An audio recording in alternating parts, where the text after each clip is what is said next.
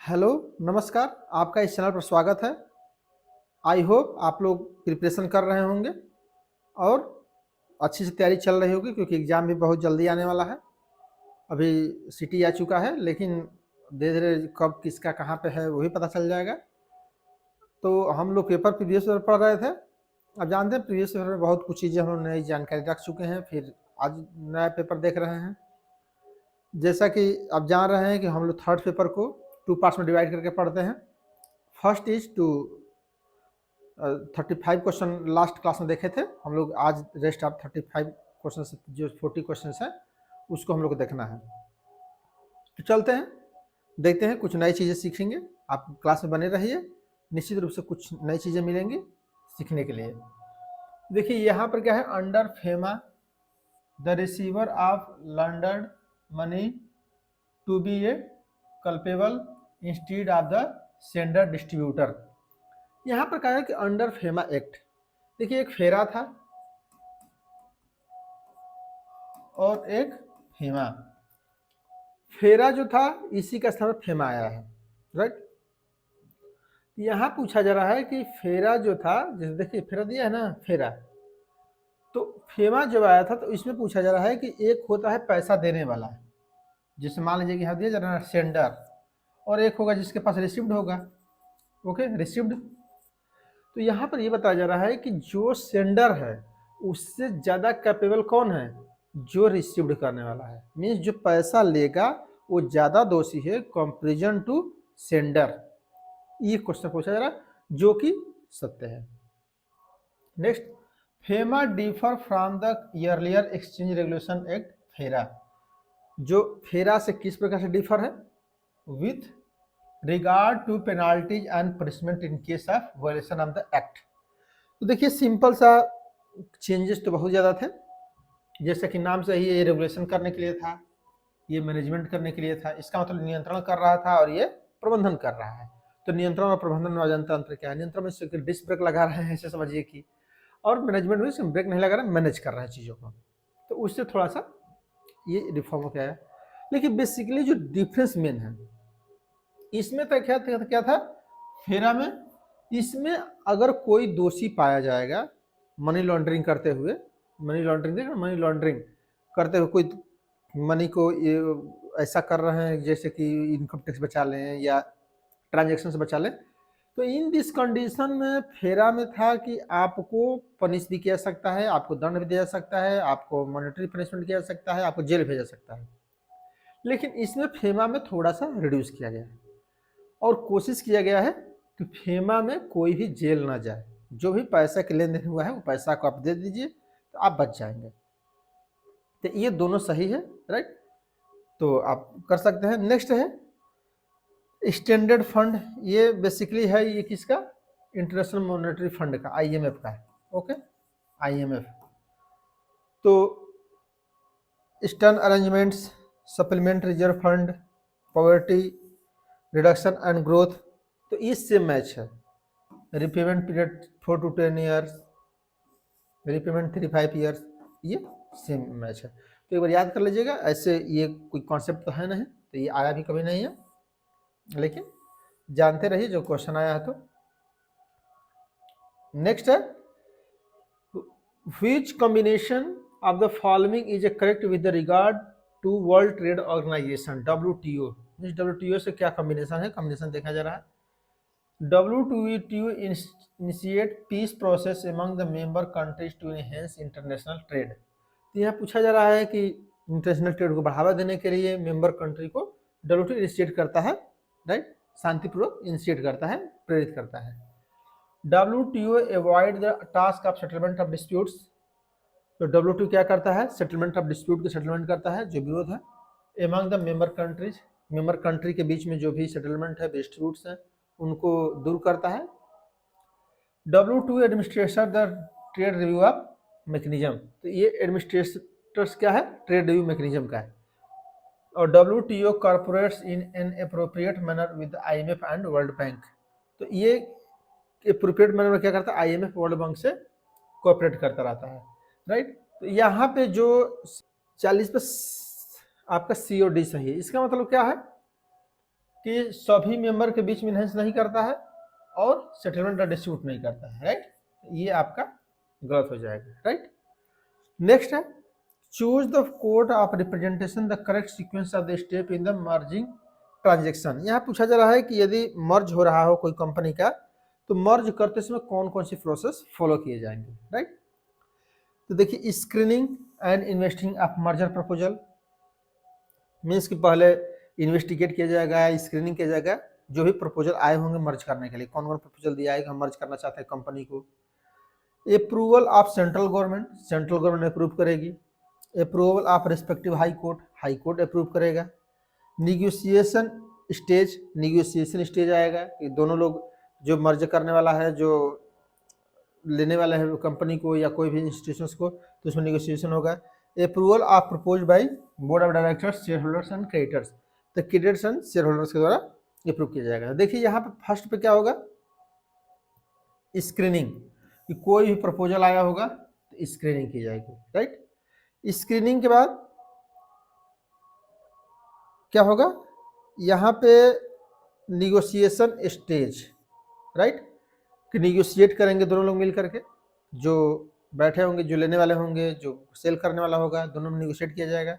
Next approval of board of directors, share holders and creditors, इनसे approval लिया जाएगा कि मर्जर हो रहा है तो क्या किया जाए क्या ना किया जाए। नेक्स्ट में सेंट्रल गवर्नमेंट से, और लास्ट में अप्रूवल, पहले आप अप्रूवल ऑफ हाई कोर्ट से लेंगे, लास्ट में सेंट्रल गवर्नमेंट से, तो दो जिसमें लास्ट में होगा तो आप देख लीजिए, ये फर्स्ट पे है, सेकेंड, थर्ड, 4, 5, ओके। तो आप मैच करा लीजिएगा जो भी आपका ऑप्शन सही होगा। जो नेक्स्ट क्वेश्चन है which of the following are the important features of the option contract. जानते हैं ऑप्शन कॉन्ट्रैक्ट होता है जिसमें कॉल ऑप्शन, पुट ऑप्शन होता है। Call option, put option.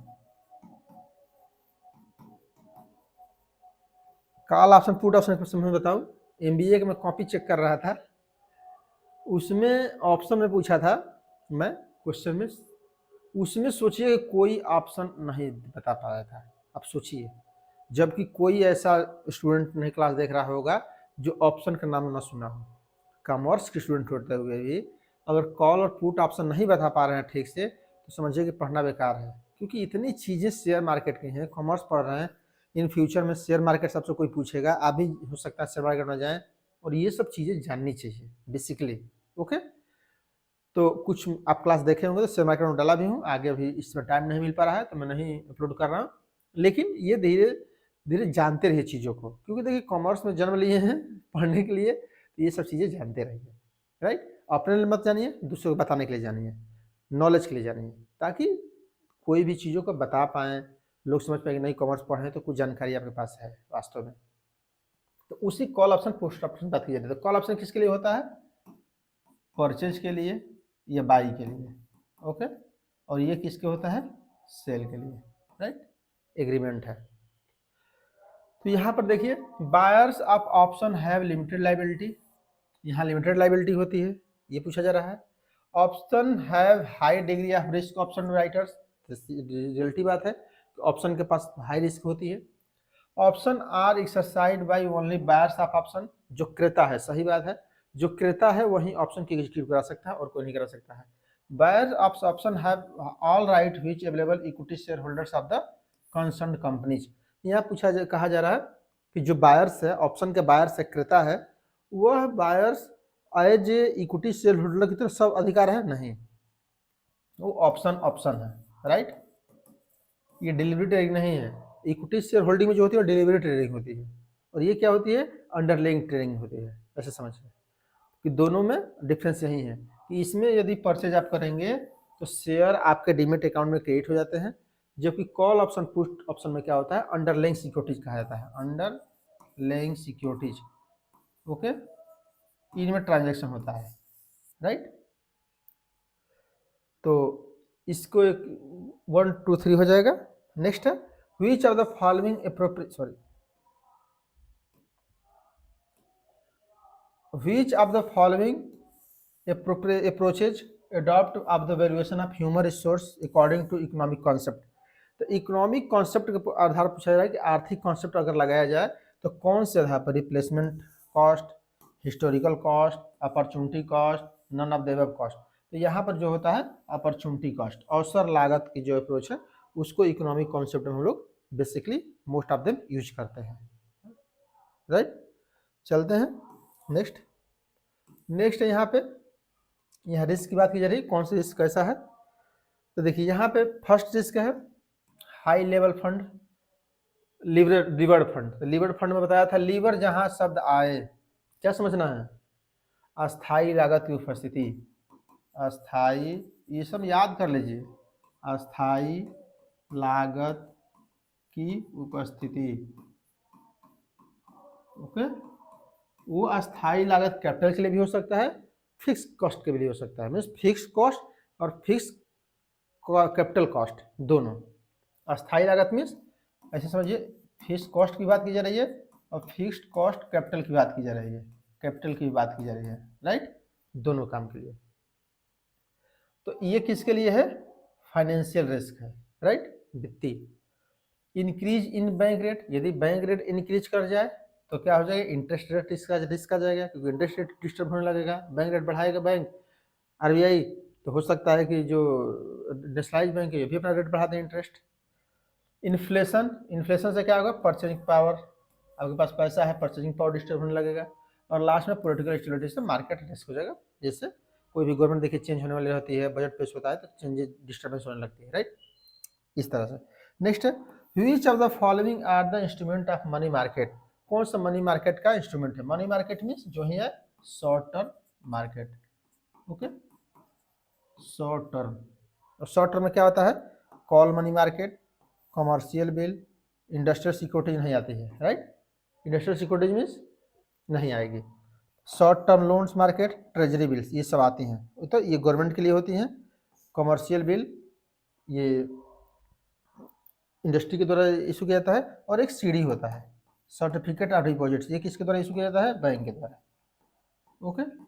ये तो ये इसको थर्ड को हटा करके और जो है सीडी भी ऐड कर लीजिए, तो लगभग इतना ही मनी मार्केट के इंस्ट्रूमेंट होते भी हैं, राइट। कॉल मनी की जगह पर नाइट मनी भी समझ सकते हैं, अगर नाइट मनी आपसे पूछा जाए तो समझिए कि कॉल मनी को ही बात की जा रही है, राइट। नेक्स्ट है, which of the following is not a feature of OTCI, over the counter exchange of India, right.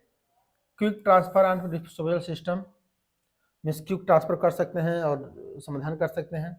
Nationalise computerise networking, क्या कंप्यूटराइज नेशनल कंप्यूटराइज सिस्टम है इनके पास।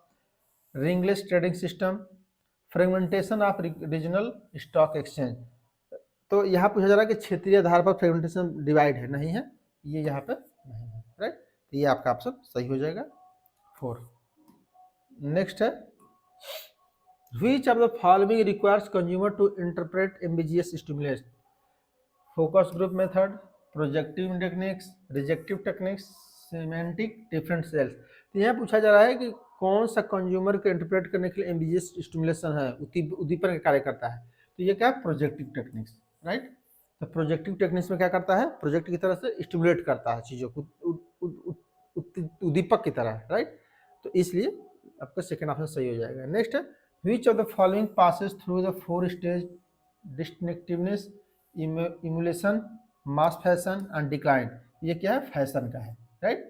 फैशन 4 चरणों से होकर गुजरता है, तो ये ध्यान रखना है, फर्स्ट पर ये है, सेकेंड पर ये है, थर्ड पे मास फैशन है, और लास्ट में डिक्लाइन हो जाएगा, राइट। यहाँ पूछा जा रहा है कि पहले डिस्टिंक्टिव मीन्स बहुत अंतर है, कम लोग लेंगे, इम्यूलेशन में थोड़ा सा लेंगे, मास में सबसे ज़्यादा लोग लेंगे, बाद में डिक्लाइन होने लगेगा, राइट, फैशन।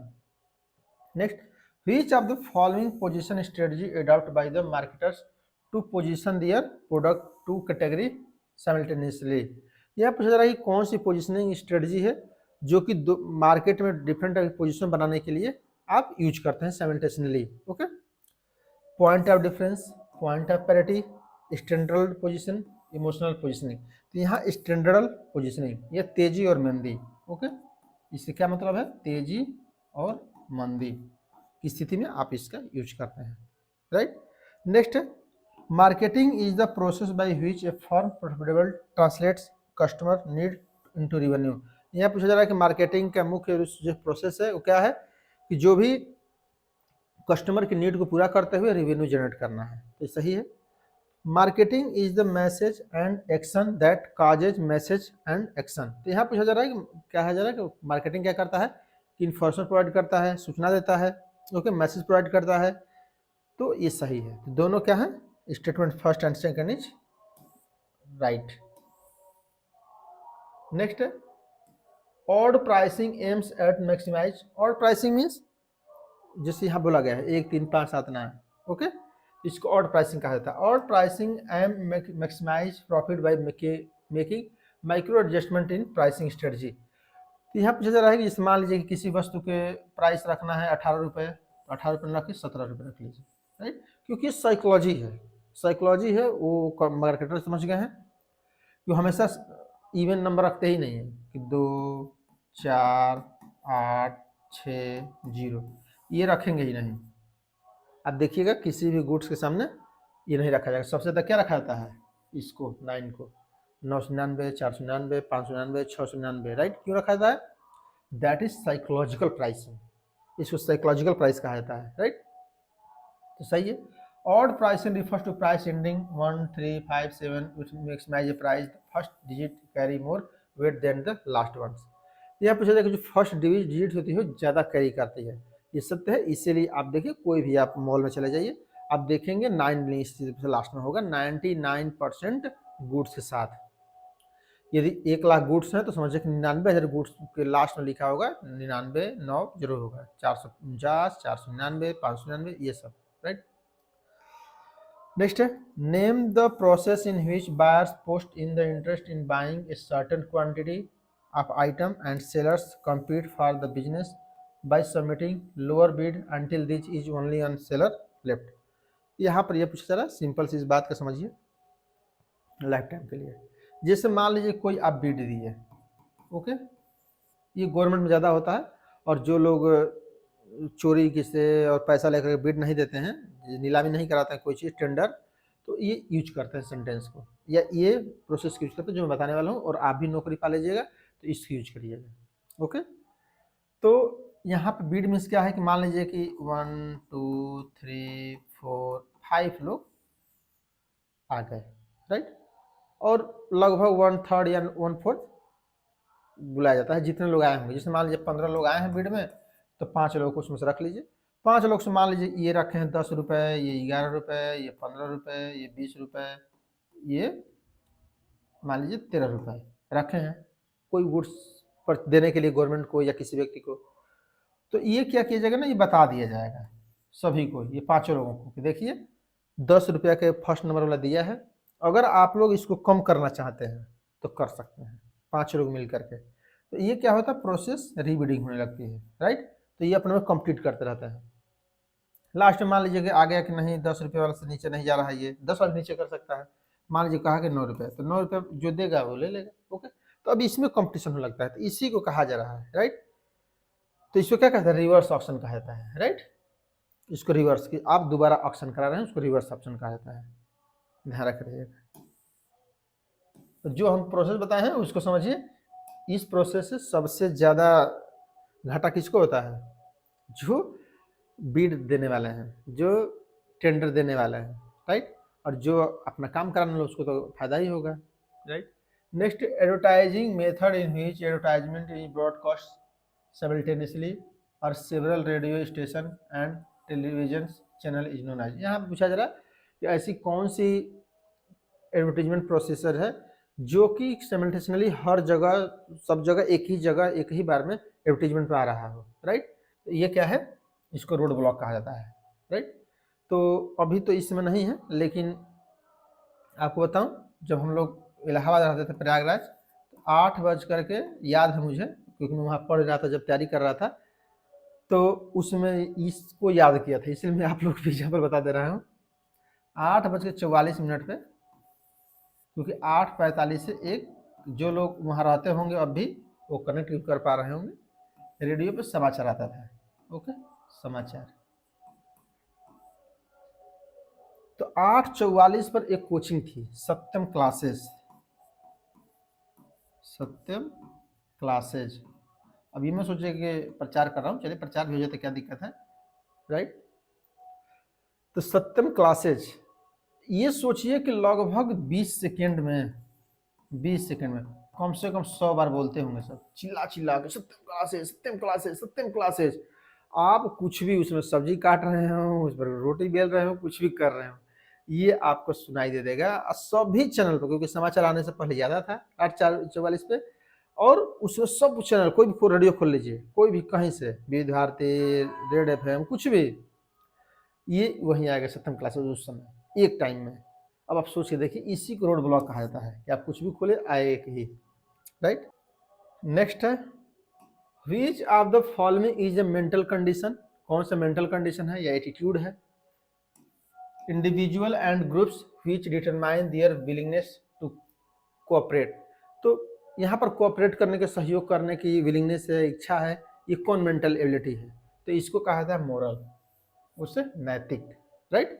ये मोटिवेशन नहीं हो सकता। देखिए सबसे ज़्यादा कन्फ्यूजन कहाँ होगा, मोटिवेशन के साथ और मोरल के साथ, तो हमेशा ध्यान रखिए मोरल है। मोटिवेशन में तो मोटिवेशन की कुछ बात की जाती है, लेकिन मोटिवेशन में कुछ दिख नहीं रहा, तो मोरल है। डिलाइट क्या है, खुशी, कि जितना चाह रहे हैं उससे ज़्यादा मिलना डिलाइटनेस है, एक लाइन में। Which of the following not a provide under factory act 1948, जानते हैं पहले तो first of all you are remember it, factory act 1948, right. Next we are going to options. The certificate of fitness is granted by certified surgeon on the application of any young person or parent or a guardian। यहाँ पूछा जा रहा है कि एक certificate मिलता है, fitness certificate, आप फिट हैं इस बात के लिए, क्योंकि आप कंपनी में काम करने वाले हैं, तो फिटनेस सर्टिफिकेट तो चाहिए ही। वही फिटनेस सर्टिफिकेट की बात की जा रही है कि सर्जन के द्वारा दिया जाता है, और ये जो एप्लीकेशन दिया जाता है किसके द्वारा दिया जाता है, यंग पर्सन, जो व्यक्ति काम करने वाला है, या उसके पिताजी के द्वारा, या उसका गार्जियन के द्वारा दिया जाता है। तो ये बात सत्य है, फैक्ट एक्ट में ये लिखा गया है। नेक्स्ट है, एन एडोलेंस मीन्स जवान, एडोलेंसेंस जानते हैं ना, adolescent, who has not been granted a certificate of fitness shall be deemed to be a child for the purpose of this act।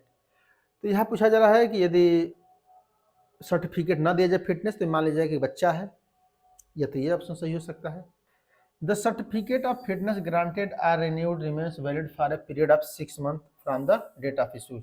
यहाँ पूछा जा रहा है कि फिटनेस ग्रांट किया जाता है, रिन्यू किया जाता है, वैलिड किसका, 6 मंथ के लिए, तो ये भी क्या ये सही है। नेक्स्ट है, any fee payable for the certificate of fitness shall be paid by occupier and not paid by young person his parent guardian. यहाँ पूछा जा रहा है कि जो काम कराने वाला होगा ऑक्युपायर, उसके द्वारा पेड किया जाएगा, ना कि जो नौकरी करने वाला है, जो उसका गार्जियन है, जो उसका पेरेंट्स है, उसके द्वारा नहीं किया जाएगा। यह सत्य है। तो इसमें जो 6 मंथ की वैलिडिटी वाली है, यही है ना 6 मंथ, हाँ 6 मंथ वाली, ये नहीं है, राइट, और सब सही है। तो सर्जन देता है एप्लीकेशन के आधार पे, ये भी सही है। सर्टिफिकेट फिटनेस अगर नहीं मिला तो आप मान लीजिएगा कि बच्चे हैं, ओके। और ये कौन पैसा देगा, जो फीस दिया जाएगा, जो आपका एम्प्लॉयर एक तरह से है, जो नौकरी दे रहा है वो उसका फीस देगा, right. Next, arrange the following step of developing behavioural anchored rating scale. BARS सब जानते हैं ये क्या है, परफॉर्मेंस अप्रेजल की मॉडर्न टेक्निक है, राइट। जब आप परफॉर्मेंस अप्रेजल करते हैं तो you are use of BARS, behavioural anchored rating scale, तो बिहेवियर की चेकिंग होती है। उसी बिहेवियरल की प्रोसेस की बात की जा रही है कि फर्स्ट ऑफ पॉइंट आप क्या यूज करते हैं, सेकेंड पॉइंट इज क्या यूज करते हैं, राइट। तो यहाँ देख लीजिए, डेवलपिंग परफॉर्मेंस डायमेंशंस, तो पहले क्या करते हैं, डेवलप करते हैं परफॉर्मेंस, राइट।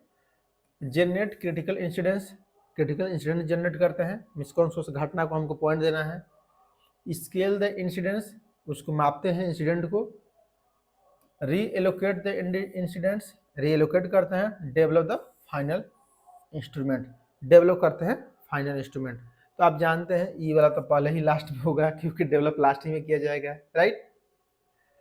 तो यहाँ पर क्या होगा, फर्स्ट, तो यहाँ पर क्या होगा, पहला जनरेट, यहाँ से समझ लीजिए, पहला पर जनरेट क्रिटिकल इंसिडेंट, ये पहला पर होगा। First of all we are generate a incident, कि कौन कौन से घटना को हमको फॉलो अप करना है on the behalf of your rating, right. तो यहाँ पर ये हो जाएगा फर्स्ट पे। सेकेंड पे क्या है, डेवलपिंग परफॉर्मेंस डायमेंशंस। अब परफॉर्मेंस के dimensions, you should be decide of performance dimensions. Next क्या है, develop the final instrument, sorry, reallocate the incident. अब रीएलोकेट करना है, जो इंसिडेंट है उसको एलोकेट करिए। फर्स्ट जैसे मान लीजिए कि आप इंसिडेंट यहाँ बना लिए, ओके, तो यहाँ बाई डायमेंशन की बात की जा रही है, राइट, और ये यहाँ रीएलोकेट कर देंगे, ये पहला पे देंगे, कोई दूसरा पे देगा, कोई तीसरा पे देगा, इस टाइप का एलोकेशन किया जाता है। और स्केल द इंसिडेंट, स्केल मापेंगे उसको उस आधार पर रख करके, और लास्ट में डेवलप द फाइनल करेंगे, तो फाइनल तैयार करेंगे, ओके, परफॉर्मेंस तो ये आपका ऑप्शन सही हो जाएगा, right. Next, within how much period from the choose the accounting year bonus must be paid if there is no dispute about the payment of bonus. यहाँ पूछा जा रहा है कि यदि कोई बोनस इशू किया गया है कि आप बोनस पाएंगे, तो अगर बोनस में कोई डिस्प्यूट नहीं है तो कितना महीने के अंदर आपको देना पड़ेगा, था 8 मंथ के अंदर, राइट, 8 महीने के अंदर आपको बोनस का पेमेंट करना पड़ेगा। अगर आपने घोषित कर दिया है, अगर कोई मान लीजिए कि डिस्प्यूट चल रहा है, झगड़ा चल रहा है, कोर्ट में केस है, तो डोंट वरी, आप कोई दिक्कत नहीं है। Next, which of the following statement is correct about wage board of India. तो A wage board of tributary body, तो क्या है ये वेज बोर्ड ट्रिपल बॉडी है, 3 लोग की बॉडी है, कौन कौन, ऐसे समझिए, सरकार, कर्मचारी, ओके, और जो मालिक है, ये तीनों लोग का बोर्ड है, तो इस सत्य है। Labour and management representative on wage board can be selected from the industry other than the one which investigate state. तो ये क्या वेज बोर्ड के अंतर्गत सिलेक्ट करते हैं, तो ये ऐसा नहीं है। Wage board are always statutory in nature, statutory होता है, नहीं। Wage board work on the principle of living wage, तो क्या लिविंग के आधार पर चलता है, तो नहीं चलता है, क्योंकि ये क्या है, एक बार्गेनिंग तरीके से चलता है, तो इसलिए केवल इसमें आपका ये आपका सही हो जाएगा, राइट। नेक्स्ट है, who give the surplus value theory. तो सरप्लस किसके द्वारा दिया गया है, कार्ल मार्क्स के द्वारा, राइट। और डेविड रिकार्डो के द्वारा क्या है, जीवन निर्वाह सिद्धांत, जीवन निर्वाह, किस प्रकार से जीवन निर्वाह किया जाएगा, राइट, ये भी दिया गया होगा। नेक्स्ट है, who gave the system approach in industrial relation. तो जॉन डेवलप के द्वारा, याद ही है, ये तीसरी चौथी बार आ चुका है पेपर में, तो ये तो आपको पता रहना ही चाहिए। Which among the following are multinational corporation, okay, a multinational decentralized corporation with strong home country presence. देखिए यहाँ पर क्या है ना, क्वेश्चन में पूछा जा रहा है कि ऐसे समझिए कि इसका डेफिनेशन पूछा जा रहा है, राइट, इसका तो आप इजीली समझ जाएंगे, राइट। तो यहाँ पूछा जा रहा है कि मल्टीनेशनल कंपनी वो कही जाती है जो कि जहाँ पर प्रेजेंस स्ट्रांग है वो ज़्यादा यूज करती है, तो सही बात है। जैसे मल्टीनेशनल कंपनी कौन है, जो मान लीजिए इंडिया में कोई गुड्स बन रहा है और केवल सेल कर रही है बाहर, तो मल्टीनेशनल कंपनी है, राइट। ग्लोबल कंपनी कौन है, सेंट्रलाइज कॉर्पोरेट एक्वायर्स कॉस्ट, लेकिन जैसे मान लीजिए कि हम यहाँ प्रोडक्शन कर रहे हैं, लेकिन हमको लग रहा है कि साउथ अफ्रीका में हमें मजदूर सस्ते मिल जाएंगे, तो वहाँ के आप रिसोर्सेज यूज करेंगे, है ना, चीपर रिसोर्सेज आर अवेलेबल। जहाँ चीपर रिसोर्सेज, जैसे भारत अमेरिका वाले यहाँ क्यों आ रहे हैं, क्योंकि हमारे यहाँ मजदूर की एक्सेस है, तो यहाँ पर चीप लेबर मिल जाता है, तो इसलिए सब लोग चाहते हैं कि यहाँ जाकर प्रोडक्शन करें। तो प्रोडक्शन करने से क्या है, ये क्या है, इसको ग्लोबल कंपनी कही जाती है, राइट। नेक्स्ट है, इंटरनेशनल कंपनी कौन कही जाती है, ये पेरेंट कंपनी। यहाँ पर क्या है, research and development parents company, दोनों चीज़ों की चलती है कि हम भी रिसर्च करेंगे, आप भी करेंगे, हर जगह का इंटरनेशनल कंपनी हो गई। ट्रांजिशनल एंटरप्राइज क्या होगा, ABC, सभी जब गुण मिल जाए तो समझिए ट्रांजिशनल कंपनी। तो ये ऐसे समझिए कि इस तरह से बढ़ता भी है, मीन्स आई होप या आई वेक टू से दैट पहले मल्टीनेशनल कंपनी आएगी, सेकंड पर ग्लोबल होगी, ग्लोबल ही इंटरनेशनल होगी, इंटरनेशनल वाले ही ट्रांजिशनल होगी, ऐसे समझना है। और पीछे में बताया भी हूँ तो और क्लियर हो जाएगा आप लोगों को। Which among the following full member of country Asian. तो एशियन में क्या है, श्रीलंका नहीं है और सब है, राइट। अब जानते हैं एशियन कंपनी 1967 में साइट 6 में क्रिएट हुआ है, तो अब जानते हैं। Next, capital account convertibility is reduced only sometimes after the introduction of convertibility on current account when exchange rate currency of account is relatively stable. यहाँ पर सिंपल सी बात पूछा जा रही है, करंट कैपिटल अकाउंट, देखिए अकाउंट दो तरीके से, current account convertibility, capital account convertibility. तो यहाँ पर पूछा जा रहा है कैपिटल अकाउंट की कन्वर्टिबिलिटी है, कन्वर्टिबिलिटी मीन जब आप कोई व्यापार करेंगे तो क्या उसमें जो शेष है उसको हम डॉलर में या गोल्ड में चेंज कर पाएंगे या नहीं कर पाएंगे, उसी के पूछा जा रहा है, राइट। नेक्स्ट है capital account convertibility necessary for the faster growth and development of economy and it's makes foreign exchange rate more suitable. तो कैपिटल अकाउंट कन्वर्टिबिलिटी जरूरी है फास्टर ग्रोथ के लिए, ये सब के लिए क्या ये जरूरी है? ओके, तो देखते हैं यहाँ क्या है कि असर्शन ठीक है, रीजनिंग गलत है, राइट। तो A is correct but R is not correct. तो ये क्यों हो रहा है? क्योंकि ये नेसेसरी फास्टर ग्रोथ के लिए जरूरी नहीं है। तो यहाँ ऐसे समझ लीजिए थोड़ा सा चीज़ों को, जो कैपिटल अकाउंट है वो कन्वर्टेबिलिटी है, 1994 से जानते हैं कि हमारी कन्वर्टेबल है। इट मीन्स यदि कोई भी मान लीजिए कि 10 करोड़ रुपए का घाटा है, व्यापार घाटा बीओपी बैलेंस ऑफ पेमेंट, तो 10 लाख का कैपिटल अकाउंट कन्वर्टेबिलिटी हो सकती है, राइट। तो फर्स्ट ऑफ ऑल 1992 में या 93 में आई थिंक, रिकॉल नहीं कर पा रहा हूँ, 92 या 93 है, उसमें पहले करंट अकाउंट कन्वर्टेबिलिटी आया, उसका कैपिटल अकाउंट था। लेकिन कैपिटल अकाउंट की कन्वर्टेबिलिटी थोड़ी सी लो लेवल पर है, सबको कन्वर्ट नहीं कह सकता है, राइट। और कन्वर्टेबिलिटी में क्या समझ रहे हैं, उसको गोल्ड में या उसको मॉनेटरी करेंसीज में हम कन्वर्ट कर पाएंगे या नहीं कर पाएंगे, सिंपल सी बात है। Next, WTO is only international organization which deals with the rules of trade between organization. तो ऑर्गेनाइजेशन के बीच डील करता है, रूल्स सही है।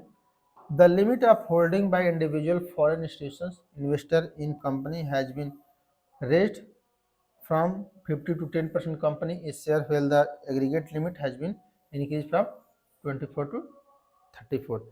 तो यहाँ पर पूछा जा रहा है, देखिए ये क्या है, FII है, फॉरेन इंस्टीट्यूशनल इन्वेस्टर। जो भी यहाँ पर लिखा जा रहा है सही है दोनों, ये क्वेश्चन नहीं है यहाँ पे क्योंकि ये करंट के उस समय की बात है। लेकिन इस समय जानते रहिए कि यदि कोई शेयर मार्केट में 10% से कम इन्वेस्ट कर रहे हैं तो FII है, फॉरेन इंस्टीट्यूशनल इन्वेस्टिंग, राइट। और यदि 10% से ज़्यादा कर रहे हैं तो ये क्या है, FDI है, फॉरेन डायरेक्ट इन्वेस्टमेंट। इस बात को ध्यान रखे रहिएगा, राइट। और ये सब चीज़ें तो चेंज होती रहती हैं, राइट। जैसे बैंक के बारे में बताया था कि हाईएस्ट प्राइवेट बैंक है तो 74% तक, गवर्नमेंट के बैंक है तो 49% तक कर सकते हैं, परमिशन भी लेना पड़ेगा, 49 से ऊपर जाएंगे। तो ये सब चीज़ें जानते रहिए, राइट। नेक्स्ट है, इन case of a farmer in India buyers wheat option on future. अब देखिए यहाँ पर बहुत क्वेश्चन, ये बहुत अच्छा मुझे क्वेश्चन लगा पढ़ के, क्योंकि देखिए कुछ चीज़ें हैं ना, दिक्कत क्या है पढ़ाई के संबंध में, आपको एक चीज़ बताऊँ, मैं अनुभव कर रहा हूँ इस बात का, अभी तो मेरा बहुत ज़्यादा अनुभव है भी नहीं ये सब चीज़ों में, लेकिन मैं जहाँ तक अभी तक अनुभव किया हूँ एक दो चीज़ का, कि सबसे ज़्यादा टेंशन जानते हैं क्या हो रहा है, जो करियर है चाहे कोई चीज़ हो, जो कि पढ़ते समय लोग ठीक से नहीं पढ़ रहे हैं। बेसिकली 9-10 तक की नहीं, 11-12 ग्रेजुएशन पोस्ट ग्रेजुएशन, जैसे जैसे एज बढ़ रही है ना लोग पढ़ नहीं रहे हैं ठीक से। और इसके चक्कर में क्या हो रहा है कि वो लोग अनस्टेबल हो जा रहे हैं, क्या करेंगे, नहीं हुआ तो क्या करेंगे, अब एग्जाम देंगे नहीं हो पाएगा तो क्या होगा। तो मैं हमेशा सलाह देता हूँ कि आप चाहे जो करिए, 9-10 तक आपके घर में बच्चे हैं कोई दिक्कत नहीं है, उनको अच्छा संस्कार दीजिए, नैतिक रूप से सक्षम बनाइए, उनको आराम से रखिए, कोई दिक्कत नहीं है। लेकिन जब 11-12 में आ जाए, 11 से लगभग, तो कोशिश करिए कि 11-12 ग्रेजुएशन 5 साल उसको इतना अच्छा से गाइड करिए, इतना अच्छा से पढ़ाने की कोशिश करिए कि वो बहुत अच्छा करे, क्योंकि उसी की सब जगह है, जो वो बर्बाद कर देता है टेंशन में। अब चाहे कोई भी देख लीजिए, कोई अब सिंपल से कोई रोजगार के लेकर हड़ताल देखते होंगे, रोजगार नहीं मिल रहा है, या कभी देखते होंगे कि यहाँ पेपर आउट हो गया, री एग्जाम कराइए, बहुत चीज सुन रहे होंगे। सबसे ज़्यादा जानते हैं कौन टेंशन में रहता है उस समय, जो केवल तैयारी किया है, जो तैयारी नहीं की, तैयारी भी किया है और उसका बेस मजबूत है, वो ज़्यादा टेंशन में नहीं है, क्योंकि जानता नहीं होगा दूसरा हमारे पास ऑप्शन है। लेकिन जो लोग केवल इंटर ठीक से नहीं किए, BCom ठीक से नहीं किए, चाहे BSc नहीं किए, BA नहीं किए, MA नहीं किए अच्छा से, PG नहीं किए अच्छे से, उनके लिए बहुत कष्ट है कि अगर नौकरी नहीं लगी तो बहुत बड़ा प्रॉब्लम है। और ये हम लोग के यूपी बिहार के लोगों की सबसे मेजर प्रॉब्लम हमको दिख रही है इस समय। आप खुद देख लीजिएगा ग्रेजुएशन में कितने लोग पढ़ा रहे हैं, 2018-17 से, मैं जान रहा हूँ 17 से ही लोग क्या कर रहे हैं। क्लास में कितने लोग आ रहे हैं, कितना सिंसियर है, सब चीज़ दिख रही है। तो मैं इसलिए बता दिया कि थोड़ा सा चीज़ों का आप लोग देखिए, तो जब आप लोग भी, जिसमें आप लोग को बताया, आप लोग किसी दूसरे को बताइए, ये व्यूज के लिए मैं बताया हूँ। ओके, जैसे ये है question, economic wheat option of future, जानते हैं फ्यूचर मार्केट अभी यूज हुआ ऑप्शन फ्यूचर, ओके, व्हीट के गेहूं के लिए। ये कितना है, अगर इस पर कोई बात ही नहीं कर रहा है, सोचिए किसान को सबसे ज़्यादा ये ऑप्शन जब प्रयोग होने लगे, समझिए कि सबसे ज़्यादा प्रॉफिट में आ जाएगा तुरंत। क्योंकि एक दिन मैं बताया था ना कि जो 1 kg गेहूं डालेंगे अगर खेत में, तो लगभग मान के चलिए कि 50 kg आएगा। और 1 kg से अगर आप दलिया बनाएंगे तो 900 ग्राम आएगा, लेकिन इससे रेट इसका ज़्यादा होगा 900 ग्राम का 1 किलो की जगह पे। फिर भी किसान डिस्टर्ब है, 1 किलो से 50 किलो उत्पादन कर रहा है, तो भी ऋण में जन्म लेता है, ऋण में जीवित रहता है, ऋण में मर जाता है, इससे कहावत है। और ये लोग 1 किलो यूज करके 900 ग्राम बनाते हैं और धनी है और अपति हैं। क्यों है? क्योंकि यहाँ पर MRP यूज होती है और यहाँ पे MSP, बस मिनिमम सपोर्ट प्राइस है, मैक्सिमम। ये सोचिए मैक्सिमम न बेच दें, ये डर है गवर्नमेंट को, और यहाँ डर है कहीं जीरो ना हो जाए, तो मिनिमम सपोर्ट लगाया जा रहा है। समझ रहे हैं, दोनों की विडंबना देखिए। ओके, अब यहाँ पर चीज़ें समझना है व्हीट ऑप्शन के लिए। ये सबसे बेस्ट आपको बता दूं है, अगर जिस दिन 10 साल 15 साल बाद जब जिस दिन ये यूज होने लगेगा ना, समझ लीजिए कि किसान उसी दिन अच्छा हो जाएंगे और ज़्यादा। ऑप्शन से आप सही कर ले जाएंगे, तब देख लेंगे। The farmer must accept a wheat future और contract, not take physical position of wheat. तो ये भी सही है लगभग कि फिजिकल पोजीशन की जरूरत नहीं पड़ती है, यह हो भी सकता है। The farmer must accept delivery of the wheat at the higher price. क्या जरूरी है कि हाई प्राइस पर डिलीवरी मिलेगी ही, ये देना है। The farmer has to right deliver the wheat and will do so only if the price is favourable. यहाँ पर क्या बोला जा रहा है कि यहाँ पर बोला जा रहा है कि ये प्राइस फेवरेबल होगी तभी आप उसको पेमेंट करें, गेहूं के देंगे। ओके, ये है। और next, the farmer must deliver the wheat eight market price. तो फार्मर को जरूरी है डिलीवर करना मार्केट प्राइस पर, राइट। तो यहाँ पर क्या होगा, यहाँ पर सी ऑप्शन सही है। अब आप सोचिए एक बार, फिजिकली मेंटली थोड़ा सोचिए, यहाँ पर पूछा ऑप्शन क्या है। ऑप्शन मीन्स कि जैसे मान लीजिए कि आप 20 रुपया केजी 30 रुपये मान लीजिए केजी व्हीट सेल करने का ऑप्शन ले लिया किसान ने। ऑप्शन क्या किया, बाई कर लिया, ऑप्शन बाई किया है, राइट। कि हम 30 रुपये किलो के हिसाब से अप्रैल में गेहूं जिस इसमें बोया गया है, हम 30 रुपये केजी के व्हीट लेंगे, देंगे आपको। हो गया, उसी के यहाँ पूछा जा रहा है। अब आप सोच के देखिए ये कितना अच्छा ऑप्शन है उसके पास। The farmer has the right to deliver wheat, उसके पास अधिकार है इस बात का कि वह गेहूं डिलीवर कर दे। कब, विल डू सो ओनली, कब, if the price is favourable, price favourable हो। फेवरेबल मीन्स कि 30 तक हो तभी, 29, 28, 27 लेस कुछ भी हो तभी, क्योंकि फेवरेबल है। तो 30 पर दे। अगर गेहूं मान लीजिए कि 35 रुपये के रेट से चलने लगा है, तो उस समय ये कैंसिल कर दे। कितना अच्छा बात है, सोच के देखिए, इस पर किसी का ध्यान ही नहीं है। समझ रहे हैं कि सपोर्ट प्राइस से पहले ये बात करें कि पहले आप हमको बता दीजिए कि कितना में आप लेंगे, उसके हिसाब से मार्केट खुलेगी, उसके बाद से देखा जाएगा। लेकिन क्या करेंगे, अभी चीज़ें, अभी हम लोग के देश में अभी थोड़ा पीछे हैं, धीरे धीरे चीज़ें चेंज होंगी, डोंट वरी। क्योंकि सबसे ज़्यादा यहाँ दिक्कत क्या है जानते हैं, पॉलिसी मेकिंग में वो लोग पॉलिसी बना रहे हैं जो कि खेत और ज़मीन जायदाद टीवी में देखे हैं। आपको बता दें, वही सब ज़्यादा पॉलिसी बना रहे हैं। आप एनालिसिस कर लीजिए, देख लीजिए, तो पता चल जाएगा कि जो इसमें IAS हैं, जो सचिव हैं, वो लोग केवल मूवी में देखे हैं खेत, रियल में खेत नहीं देखे हैं। AC में बैठ के पॉलिसी बन रही है खेत की। सोचिए खेत में क्या बोया जाएगा, कैसा बोया जाएगा, क्या रेट होगा उसका, उसकी रेटिंग कहाँ हो रही है, AC में। कैसा सोचिए पॉलिसी बनेगी, क्या करेंगे सर। नेक्स्ट है sector specific policy government India case of B2B sales. B2B, business to business जानते ही FDI up to 100%, FDI up to 49%, FDI up to 100%, subject condition at the investment favour of Indian public to the turn. तो ये option सही है 20%, 5 years to be done.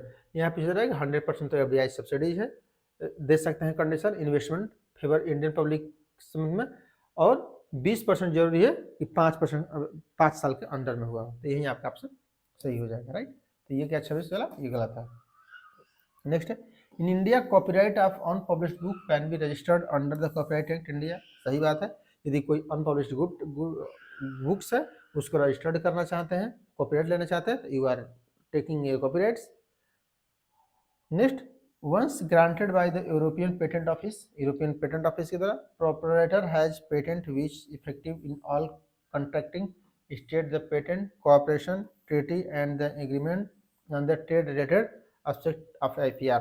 जब कह रहे patent office, यहाँ पर क्या है, once granted by the European patent, यहाँ पूछा जा रहा है कि यूरोपियन पेटेंट ऑफिस के द्वारा कोई दे दिया गया है तो क्या उसका प्रभाव पड़ेगा, नहीं पड़ेगा, कॉन्ट्रैक्ट जो कॉन्ट्रैक्ट स्टेट IPR का तो प्रभाव पड़ता है, राइट। तो इसलिए ये दोनों सही हो जाएंगे, right. As per the income tax act 1961 for the assessment year 2015-16 reduction under section 80 QQB for authors of book literacy artist scientific nature of, तो क्या है 3 लाख। वो चल रहा है, जब हम पढ़े थे तो अभी 3 लाख चल रहा था, आज भी 3 लाख है। ओके, नेक्स्ट है, gratuity receipt of A government employees क्या है, टैक्स फ्री है, फुल एग्जम्प्टेड, राइट। गवर्नमेंट के संबंध में मैं हमेशा इनकम टैक्स जब पढ़ाता हूँ क्लास में तो मैं बोलता हूँ कि अगर गवर्नमेंट एम्प्लॉय के क्वेश्चन आपके न्यूमेरिकल में आ गया तो समझिए कि आप बहुत अच्छे हैं, समझिए कि वो आता नहीं है, क्यों, क्योंकि उसमें सब कुछ एग्जम्प्ट ही होता है। नेक्स्ट है, residential status of individual, residential status क्या है, सेक्शन 6 है। Agriculture income 10(1), house rent allowance 10(10), 30A और ग्रेचुटी सेक्शन 10(10), राइट। तो इस तरह से आप याद कर लीजिएगा, कुछ सेक्शन तो याद ही रखिए, ताकि देखिए पूरी फाइट आपको बता दूं, कंपटीशन फैक्चुअल पर है, जो फैक्चुअल क्वेश्चन आएगा, जो लगभग मैक्सिमम क्वेश्चन वो सही कर लेगा, समझिए कि वो फाइट में बना रहेगा। Okay, next, house rent allowance, casual income, collection charge, interest on securities, best judgement assessment. यहाँ पर क्या है, house rent allowance, house rent allowance क्या है, पार्टली टैक्सेबल अलाउंस है, राइट। कैजुअल इनकम क्या है, टैक्सेबल इनकम है। Collection charge, interest, securities, step taken by tax authorities, और ये best judgement of assessment a deduction from income tax. Okay, तो क्या हो जाएगा 14B3C। हाउस रेंट क्या हो जाएगा, house rent partly taxable, casual income taxable income, collection of charge, interest on securities, ये हो जाएगा deduction from income tax, best judgement assessment, step taken by tax authority. Tax authority क्या करता है, best judgement assessment करता है, ये tax assessment की प्रोसीजर है। बेस्ट जजमेंट में देख लेगा कितना टैक्स लगाना उतना लगा लेगा, राइट, इसकी बात की जा रही है। नेक्स्ट है, the statutory limit of deduction 80 GG जानते हैं डिडक्शन के लिए है। Tax for the assessment year कितना है 2050, इससे कोई मतलब नहीं है, ये समझिए कि इसमें 5000 है, राइट। ये किसके लिए है, रेंट के लिए है। ओके, कि रेंट पर घर पर आता है तो उसको 5000 पर मंथ मिलता है, मतलब ये उसमें क्राइटेरिया भी है 10% ये सब, तो जब वो पढ़ाया जाएगा तो, लेकिन ये ध्यान रखिए इसमें 5000 से है। For the purpose of assessment income tax act 1961 which combination of the following represent income, tax free salary from the private sector employer, pin money received by family player. यहाँ पर पूछा जा रहा है बेसिकली कि कौन सा इनकम माना जाएगा कि इनकम है। तो फर्स्ट पर tax free salary from the private sector employer, तो टैक्स फ्री सैलरी मिल रही है प्राइवेट एम्प्लॉयर से, तो क्या वो टैक्सेबल है, वो भी टैक्सेबल है, इनकम है। पिन मनी रिसीव्ड बाय ये फैमिली मेंबर, पिन मनी इससे समझिए कि आप 10 रुपया खर्च कर दीजिए, जिस मान लीजिए कि आपके बच्चा है कोई या आपके पेरेंट्स है, आपको 1000 रुपये दिए, 10,000 रुपये दिए, 10 लाख दिए, लीजिए खर्च करके आओ, ये खर्च कर दो हम दे देंगे, तो ये उसकी इनकम नहीं मानी जाएगी। ओके, उसी की बात की जा रही है। Award received by the sports person, निश्चित रूप से सही है। अवार्ड कोई स्पोर्ट्स रिसीव हो रहा है, loss incurred by SSC, loss कोई आ जा रहा है, perquisites received by employers, perquisites मिल रहा है तो भी ये सब चीज़ें हैं, केवल पिन मनी को नहीं रखा जाता है, right. Indicate correct code from filling income tax return from the following incomes, ये है किस प्रकार से यूज होता है इसके संबंध में। देखिए मैं बता दे रहा हूँ कुछ चीज़ें, जैसे ITR फर्स्ट, ITR फर्स्ट या एक जिसको कहा जाएगा एक, ये क्या है, सहज है, सहज। ITR 4 ये क्या है, सुगम, ये भी कैपिटल में ही है सुगम, ओके, ये ध्यान रखिएगा।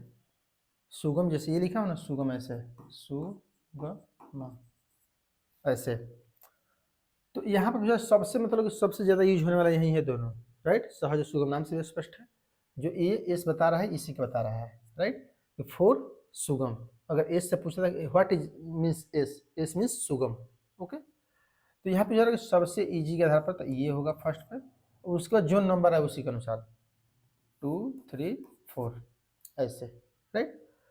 क्योंकि और इससे भी पहले यदि ये होता है सहज तो ये हो जाता है। अगर मान लीजिए यहाँ पे कोई ऑप्शन हो जाता है ITR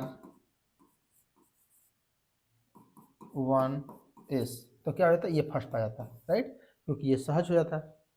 तो इस प्रकार से आप कर सकते हैं, पहले इसको फर्स्ट। अच्छा यहाँ पर एक चीज़ है ध्यान रखना है, क्या जो मैं ध्यान नहीं दिया, ये बी मीन्स कुछ नहीं होता है, इसलिए गलत है, राइट। ये बी मीन्स कुछ नहीं होता है, इसलिए गलत हो जा रहा है।